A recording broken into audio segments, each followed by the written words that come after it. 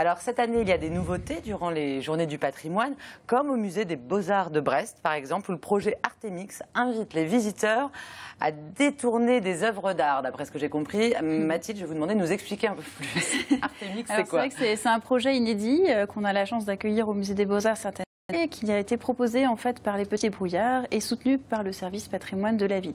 Alors l'idée, c'est de s'inspirer un petit peu des muséomix, qui sont des projets qui existent depuis plusieurs années dans les musées. Il y en a un à Rennes notamment cette année.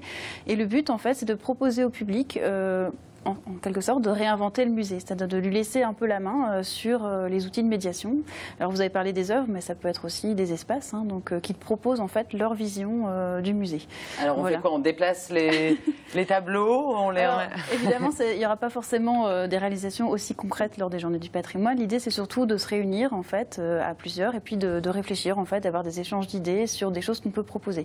Alors le soutien des Petits Débrouillards est important, puisqu'en fait, ils vont mettre à notre disposition les ateliers des Fabriques du Ponant, donc qui se trouvent au lycée Vauban à Brest, et dans lequel il y a du matériel informatique, avec notamment des scanners et des imprimantes 3D.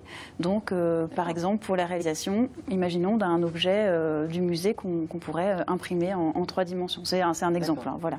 Donc, l'idée, voilà, c'est d'avoir ce soutien technique et puis travailler aussi sur les outils numériques, parce que c'est vraiment quelque chose aujourd'hui qui est très présent dans les musées.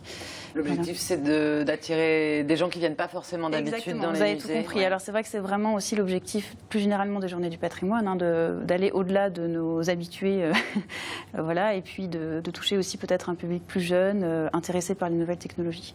Voilà. Et je tiens à préciser qu'on cherche encore des participants. Donc, il y a de la place, il ne faut pas hésiter, c'est gratuit, on le précise, on ne le dit jamais assez, tout est gratuit pendant les Journées du patrimoine. Et donc si vous êtes intéressé, rendez-vous donc au lycée Vauban, aux Fabriques du Ponant, vendredi à 18h30. Voilà. Dès vendredi soir? Dès vendredi soir, on commence parce que c'est vrai qu'il y a quand même, voilà, on espère pas mal de projets à élaborer, donc il faut s'y mettre un petit peu avant. Tôt.